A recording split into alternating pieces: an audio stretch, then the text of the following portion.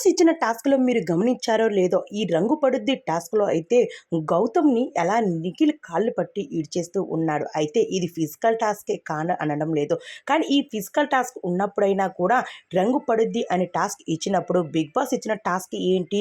తమకు తాము చేతులకి రంగు రాసుకొని తమ టీ షర్ట్‌ల పైన ఎక్కువగా రాసుకోమని చెప్పారు. కానీ కాళ్ళు పట్టుకొని ఈడ్చుకోమని చెప్పలేదు. కానీ దీని హద్దు మాత్రం దాటాడు నిఖిల్. అయితే ఇక్కడ గౌతమ్ అయితే రెచ్చిపోకుండా ఊరుకోడు. గౌతమ్ చేసిన పనికి దానికి రెండింతలు చేస్తూనే ఉంటాడు. కానీ బిగ్ బాస్ హౌస్‌లో మాత్రం ఇది ఎంతవరకు కరెక్ట్ కాదు అంటూ చాలామంది అభిమానులైతే ఆల్రెడీ కామెంట్స్ పెట్టడం అయితే జరుగుతూ ఉంది.